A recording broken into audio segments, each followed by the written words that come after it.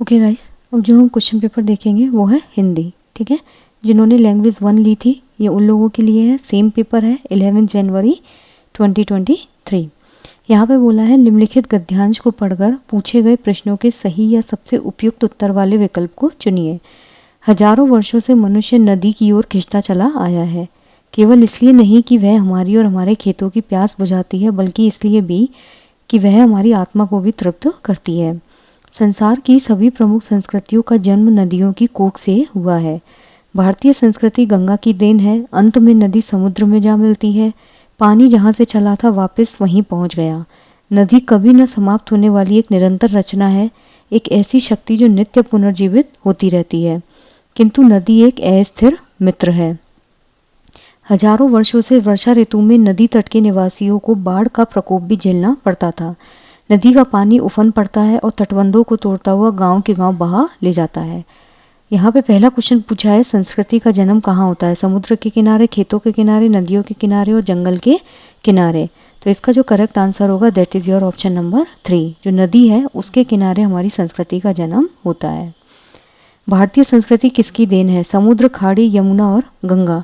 तो ऑब्वियसली भारतीय जो संस्कृति है वो गंगा की देन है। नेक्स्ट है क्वेश्चन नंबर 93। नदी को अस्थिर मित्र क्यों कहा गया है? नदी वापस समुद्र में मिल जाती है, बाढ़ बनकर नुकसान पहुंचाती है, नदी एक स्थान पर टिकती नहीं है, नदी का जल बहुत खारा होता है। तो इसका जो करेक्ट ऑप्शन होगा दैट इज ऑप्शन नंबर 2। नदी को अस्थिर मित्र क्यों कहा है? क्योंकि ये बाढ़ बनकर नुकसान पहुंचाती है। ठीक है, नेक्स्ट है क्वेश्चन नंबर 94। नदी क्या नहीं है? अस्थिर मित्र, पुनर्जीवित करने वाली निरंतर रचना और संस्कृति का उद्गम स्थल। अस्थिर मित्र है, निरंतर रचना है, संस्कृति का उद्गम स्थल है, लेकिन पुनर्जीवित करने वाली नहीं है। नेक्स्ट है क्वेश्चन नंबर 95। गद्यांश के अनुसार हमारे जीवन में नदी का बहुत महत्व है, इसलिए क्योंकि नदी इंपॉर्टेंट क्यों है हमारे जीवन में? वह मीठा पानी देती है, सदा बहती रहती है, केवल वही खेती का आधार है और जल ही जीवन है। तो इसका जो करेक्ट आंसर होगा ऑप्शन नंबर 4। नदी क्यों इंपॉर्टेंट है? क्योंकि हमेशा हमको पानी प्रोवाइड करती है।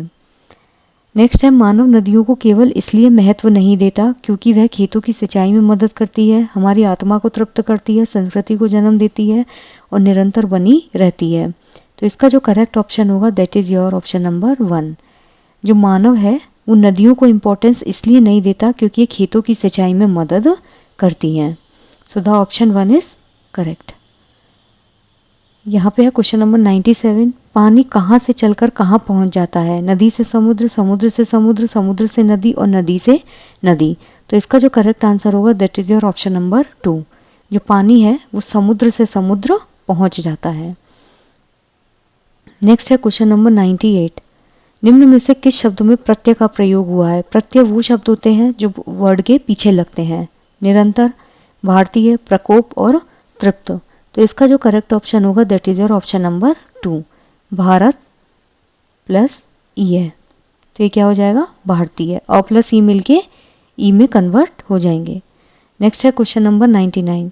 मित्र जो है उसका पर्यायवाची शब्द नहीं है। सखा, बंधु, अरी और संगी।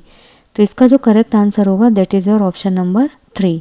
सखा होता है, बंधु होता है, ये तो गाना भी था, तुम ही सखा तुम ही हो बंधु। संगी भी होता है, लेकिन अरी जो है वो मित्र का पर्यायवाची नहीं होता। सो द ऑप्शन 3 इज इनकरेक्ट। अब यहाँ पे काव्यांश दिया है, उसको पढ़ के सही आंसर्स बताने हैं। बहुत दिनों से सोच रहा था थोड़ी धरती पाऊं, उस धरती में बाग बगीचा जो हो सके लगाऊं। खिले फूल फल, चिड़िया बोले, प्यारी खुशबू डोले, ताजी हवा जलाशय में अपना हर रंग भिगोले। हो सकता है पास तुम्हारे अपनी कुछ धरती हो, फूल फल लदे अपने उपवन में हो। अपनी पड़ती धरती हो सकता है छोटी सी क्यारी हो, महक रही हो, छोटी सी खेती हो जो फसलों से दहक रही हो। यदि लेखक के पास थोड़ी सी धरती होती तो वह क्या नहीं करता? जो लेखक है उसके पास अगर थोड़ी सी धरती होती तो वो क्या नहीं करता? बगीचे नहीं लगाते, खेती नहीं करते, पेड़ पौधे नहीं लगाते या फिर नहर नहीं बनवाते। तो इसका जो करेक्ट आंसर होगा that is your option number 4। वो बगीचे भी लगवाते, खेती भी करवाते, पेड़ पौधे भी लगाते, लेकिन नहर नहीं बनाते। नेक्स्ट है क्वेश्चन नंबर 101। कविता में लेखक का क्या प्रेम है जो झलकता है? प्रकृति, पशु, धन और परिवार। तो इसका जो करेक्ट ऑप्शन होगा दैट इज प्रकृति प्रेम जो है वो लेखक का झलकता है। परती धरती से आशय है ऐसी जमीन जो बंजर और ऊबड़ खाबड़ हो, जिसे प्रतिवर्ष जोता बोता ना जाता हो, जिसमें 100 से अधिक परतें हों, जिसके नीचे पानी ही पानी हो। तो इसका जो करेक्ट ऑप्शन होगा दैट इज ऑप्शन नंबर 2, जिसे हर साल जोता बोता ना जाता हो। सो the option 2 is correct. Next है क्वेश्चन नंबर 103।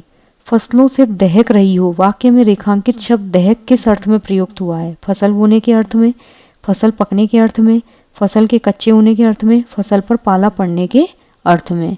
तो इसका जो करेक्ट ऑप्शन होगा दैट इज फसल पकने के अर्थ में। फसलों से दहक रही हो यानी कि सारी की सारी फसलें पक के महक रही हो।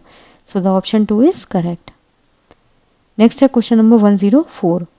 ग्रुप से अलग है, छोटी सी खेती, छोटी सी क्यारी, छोटा सा उपवन, फूल फल लदे।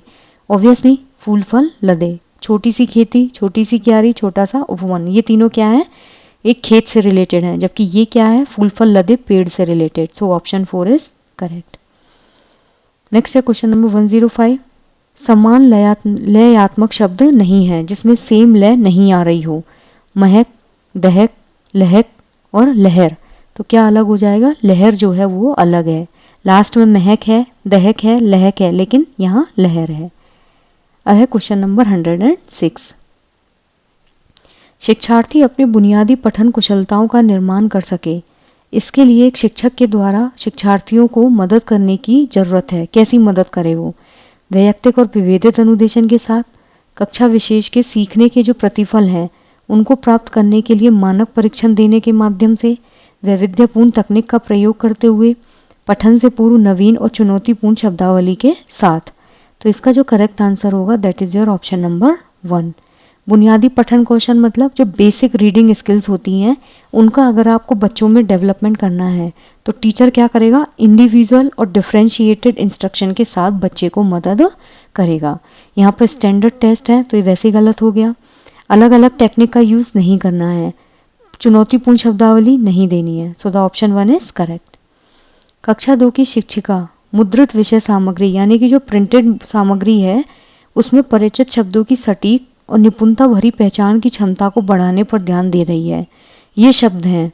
कक्षा 2 की जो टीचर है वो प्रिंटेड जो सब्जेक्ट है उसमें से जो गिने चुने शब्द हैं यानी कि जो नोन वर्ड्स हैं उनकी सटीक और निपुणता भरी जो पहचान है उसकी क्षमता को बढ़ाने पर ध्यान दे रही है।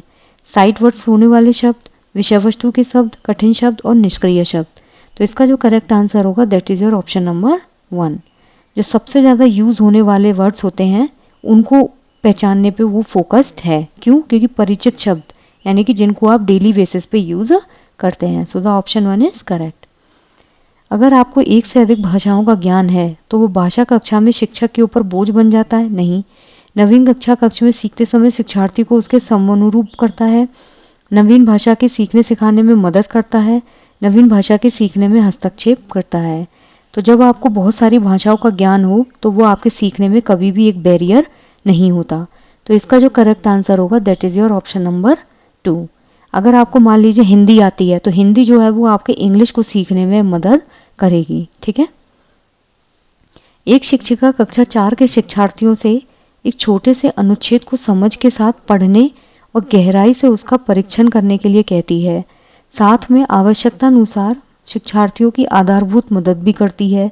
वह किस चीज का अभ्यास कर रही है? विस्तृत पठन, गहन पठन, पहेली पठन और सहयोगी पठन। तो इसका जो करेक्ट आंसर होगा that is your option number 2। वो क्या करने के लिए कह रही है? गहन पठन। क्यों? क्योंकि छोटा सा कोई आर्टिकल है जिसको समझ के साथ पढ़ना है और उसका क्या करना है? बहुत डीपली परीक्षण भी करना है। ठीक है। और वो बच्चों को एक बेसिक हेल्प भी कर रही है। तो जब आप एक किसी पर्टिकुलर पीस को पढ़ने के लिए पढ़ते हैं तो वो होता है आपका गहन पठन, और जब आप किसी बस सारांश के लिए पढ़ते हैं या अपने मजे के लिए पढ़ते हैं तो वो होता है विस्तृत पठन। तो यहाँ का क्या होगा? गहन पठन। ठीक है।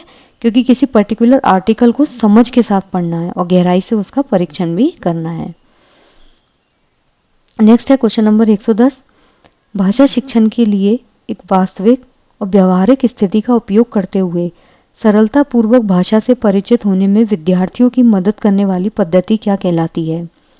भाषा शिक्षण है, उसके लिए एक रियल और एक एनवायरमेंटल कंडीशन जो है उसको यूज करके आपको बहुत इजी वे में भाषा से उसको परिचित करवाना है। तो इसके लिए कौन सा मेथड है जो स्टूडेंट्स की मदद करेगा? संरचनात्मक उपागम, स्थितिपरक भाषा शिक्षण पद्धति, श्रव्य भाषिक पद्धति और बाइलिंगुअल मेथड। तो इसका जो करेक्ट आंसर होगा that is your option number 2। ठीक है। स्थितिपरक भाषा शिक्षण पद्धति क्या होती है?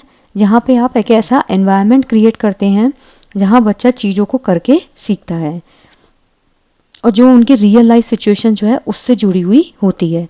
मान लीजिए कोई बच्चा अपने रियल लाइफ में जिस लैंग्वेज को यूज़ करता है, अगर आप उसी लैंग्वेज से बच्चे को कोई नई भाषा सिखाते हैं तो क्या होगा? वो आराम से ईजी तरीके से लैंग्वेज ग्रेस्प करेगा। पठन पूर्व कार्य कैसे होते हैं? विद्यार्थियों की पठन कुशलता का मूल्यांकन करने के लिए, कठिन शब्द पद का अर्थ देने के लिए, शिक्षार्थियों को पाठ्य वस्तु में प्रवेश करने और उन्हें अभिप्रेरित करने के लिए, पठन सामग्री में प्रयुक्त व्याकरणिक बिंदुओं की व्याख्या करने के लिए। तो इसका जो करेक्ट आंसर होगा that is your option number 3। ठीक है। पढ़ने से पहले जो विद्यार्थी को काम दिया जाता है वो किसी भी विद्यार्थी को पाठ्य वस्तु जो होती है, ठीक है, आपको बच्चे को कोई भी अगर टॉपिक पढ़ाना है तो उससे पहले आपको बच्चे को मेंटली प्रिपेयर करना पड़ेगा। तो उसमें एंटर करवाने के लिए और उन्हें मोटिवेट करने के लिए हम पढ़ने से पहले कुछ काम देते हैं। तो इसका करेक्ट आंसर होगा ऑप्शन नंबर 3। नेक्स्ट है क्वेश्चन नंबर 112। यहाँ पे बोला है प्रथम भाषा अर्जन। जो भाषा अर्जन होता है वो नेचुरल प्रोसेस होती है। ठीक है। इसमें किसी ट्रेनर की जरूरत नहीं पड़ती है, आप समाज में रह के भाषा को सीखते हैं। इसके निम्नलिखित चरण होते हैं: कूकना, बबलाना, समग्र बोधी व्यवस्था, तार शैली वाक और 2 शब्दीय व्यवस्था। सबसे पहले आप क्या करते हैं? कूकना। कूकना मतलब आप छोटे बच्चे होते नहीं है, क्या वो छोटा छोटा सा बोलते रहते हैं, फिर वो बेबलिंग करते हैं, बड़बड़ाते रहते हैं। फिर समग्र बोधी अवस्था, थोड़ा थोड़ा वर्ड्स जो है उनको मर्ज करके बोलने लगते हैं और चीज़ों को थोड़ा सा समझने लगते हैं। फिर 2 लेटर जो हैं उनको अरेंज करके बोलते हैं। और फिर होती है तार शैली वाक, जो हम एक लय के अंदर पूरा सेंटेंस कंप्लीट करते हैं। तो इसका जो करेक्ट आंसर होगा that is your option number 4। इस उपागम में व्याकरणिक संरचना और एकल शब्दों की बजाय अर्थ और भाषा को उसकी पूर्णता में देखना शामिल है। ठीक है। ये जो उपागम है इसमें जो ग्रामेटिकल स्ट्रक्चर होती है और जो एकल शब्द हैं उनको इग्नोर करके अर्थ और भाषा जो है उसको समग्र रूप में देखना शामिल है। अधोगामी उपागम, ऊर्ध्वगामी उपागम, एकीकृत उपागम और निगमनात्मक उपागम। ठीक है। तो इसका जो करेक्ट आंसर होगा that is your option number 1। जो अधोगामी उपागम होता है उसमें क्या करते हैं? अर्थ और भाषा जो है उसको पूर्णता के रूप में देखा जाता है। और जो ऊर्ध्वगामी उपागम होता है उसमें संरचना और एकल शब्द जो है उनको पूर्णता में देखा जाता है।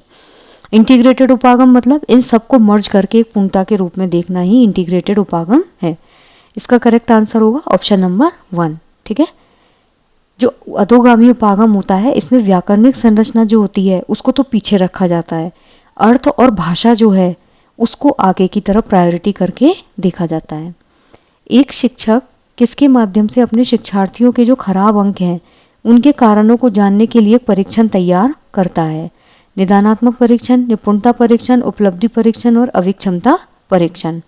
तो इसका जो करेक्ट आंसर होगा that is your option number 1। जो निदानात्मक परीक्षण होता है ये उपचारात्मक परीक्षण से पहले किया जाता है। इसके अंदर ये मालूम किया जाता है कि बच्चा कहाँ कहाँ लैग कर रहा है। और यहाँ पे क्या पूछा है? कारण को जानने के लिए। अगर कारण को जानना है तो हमको क्या करना होगा? निदानात्मक परीक्षण। सो द ऑप्शन 1 इज करेक्ट। एक बच्चा जोड़े में और समूह में सक्रिय रूप से हिस्सा लेता है लेकिन लिखित परीक्षा में अच्छे अंक नहीं ले पाता। एक शिक्षक के रूप में आप शिक्षार्थी की कैसे मदद कर सकते हैं? उनकी सामाजिक अंतःक्रिया की प्रशंसा करते हुए, बच्चे के माता पिता को यह स्पष्ट करते हुए कि लेखन में उसकी कोई रुचि नहीं है, माता पिता से यह अनुरोध करते हुए कि वे पढ़ाई में उसकी मदद करें, उसको नियमित परीक्षण देते हुए ताकि वो सुधार कर सके। तो इसका जो करेक्ट ऑप्शन होगा, जब बच्चा एक्टिव रूप से ग्रुप में पार्टिसिपेट कर रहा है लेकिन जब वो लिखित परीक्षा में पाठ करता है तो वो अकेला रह जाता है, जिसकी वजह से हम उसको क्या करेंगे? जो सामाजिक अंतःक्रिया है यानी कि जो सोशल इंटरेक्शन है उसको हम उसको प्रशंसा करेंगे। ठीक है। क्योंकि वो ग्रुप में तो एक्टिव रूप से पार्टिसिपेट कर रहा है ना, और जब इंडिविजुअल रहता है तो वो अच्छे अंक नहीं ला पाता। नेक्स्ट है question number 116। The jungle book के मुख्य पात्र मोगली की भाषा में कमी थी क्योंकि मानव संपर्क से विलग उसका पोलन पालन पालन पोषण हुआ था। क्यों? क्योंकि वो जंगल में रहते थे। यह साक्ष्य भाषा विकास के किस पक्ष का समर्थन करता है? तो इसमें यह पूछा है कि जब आप समाज के संपर्क में नहीं रहते या फिर लोगों से जुड़े हुए नहीं रहते तो जो लैंग्वेज है वो आपकी डेवलप नहीं हो पाती। तो वो कौन सा पक्ष है जिसको सपोर्ट कर रहा है? एक सही आयु में बच्चे के पास भाषा परिवेश का अभाव, बच्चे को कुछ जैव वैज्ञानिक समस्याएं थी, सहज क्षमता के साथ उसका जन्म नहीं हुआ था, उसे मानव भाषा की बजाय जानवरों की भाषा से प्रेम था। तो इसका जो करेक्ट आंसर होगा कि जब एक सही आयु होती है, ठीक है, जो पूर्व प्रारंभिक अवस्था होती है, उसमें बच्चे के पास जब भाषा परिवेश का अभाव होता है तो बच्चे की भाषा डेवलप नहीं हो पाती है। ठीक है, so the option 1 is correct. अर्थ क्रियात्मकता यानी कि प्रैग्मेटिक्स किस चीज की ओर संकेत करता है? भाषा के सामाजिक नियम, विद्यालय भाषा की नीति, विद्यालय की अनुदेशन की भाषा और शैक्षणिक भाषा। ठीक है, तो इसका जो करेक्ट आंसर होगा that is your option number 1। जो प्रैग्मेटिक्स होता है वो भाषा के सामाजिक नियम, ठीक है, कि समाज में समाज के लोगों के बीच रह के आपको भाषा किस लहजे के साथ और किस तरीके से यूज करनी है उसकी ओर संकेत करता है भाषा के सामाजिक नियम। सो द ऑप्शन 1 इज करेक्ट। निम्नलिखित में से किसका कविता में एक आकलन तत्व के रूप में समर्थन नहीं किया जाता है? व्याकरण का, शब्द भंडार का, काव्यात्मक उपकरण का और कविता की अंतर वस्तु का। ठीक है, तो इसका जो करेक्ट आंसर होगा that is your option number 1। जब भी हम कविता पढ़ते हैं ना तो कविता में क्या क्या चीजें होती है और क्या क्या नहीं होती है? काव्यात्मक उपकरण तो होगा, कविता की अंतर वस्तु जिस टॉपिक के ऊपर बनी है वो तो उसमें होगी ना, शब्द भंडार भी होगा, लेकिन व्याकरण जो है वो एक आकलन तत्व यानी कि असेसमेंट एलिमेंट के रूप में उसको सपोर्ट नहीं किया जाता है। So the option 1 is correct. Next है, कौन सी पद्धति मातृभाषा में पहले से अर्जित भाषा कौशल के उपयोग के माध्यम से लक्ष्य भाषा सीखने में प्रभावपूर्णता और सटीकता के विकास और उपलब्धि का समर्थन करती है? ठीक है, तो इसका जो करेक्ट आंसर होगा that is your grammar translation method. क्यों? क्योंकि इसमें मदर टंग जो है उसमें पहले से एक्वायर्ड जो लैंग्वेज स्किल हैं, मतलब आप मदर टंग को यूज करके बच्चे को क्या सिखा रहे हैं? Target language. ठीक है, जिसकी वजह से उसमें फ्लुएंसी और जो करेक्टनेस है वो उसको सपोर्ट करती है। तो जो डायरेक्ट मेथड होता है उसमें डायरेक्ट टारगेट लैंग्वेज में बात की जाती है, जबकि ग्रामर ट्रांसलेशन मेथड में पहले मातृभाषा जो है उसमें अर्जित जो भाषा कौशल है उसके बाद उसको टारगेट लैंग्वेज सिखाई जाती है। ये बाइलिंगुअल मेथड होता है जिसमें दो लैंग्वेज को यूज किया जाता है। निम्नलिखित में से कौन सा डिस्ग्राफिया एक प्रकार की भाषा क्षमता के बारे में सत्य नहीं है? यह सीखने वाले की संगतपूर्ण लेखन क्षमता को प्रभावित करता है। बिल्कुल सही बात है। डिस्ग्राफिया मतलब लिखने संबंधी विकार। यह कागज पर अक्षर, अंक या शब्द लिखने में बाधा उत्पन्न करता है। बिल्कुल सही है। यह सकल मोटर कौशल और तार्किक चिंतन को प्रभावित करता है। गलत। यह खराब वर्तनी, बिगड़ी हुई लिखावट को बढ़ावा देता है। तो यहाँ पे पूछा है कि डिस्ग्राफिया में क्या सही नहीं है? मोटर स्किल्स जो होती हैं, तार्किक चिंतन जो है वो इससे अफेक्टेड नहीं होती। तो इसका जो करेक्ट आंसर होगा that is your option number 3। I just hope guys कि आपको ये क्वेश्चंस क्लियर हुए हों। अगर कोई भी किसी भी क्वेश्चन को लेकर डाउट हो तो आप कमेंट्स में पूछ सकते हैं। Thank you.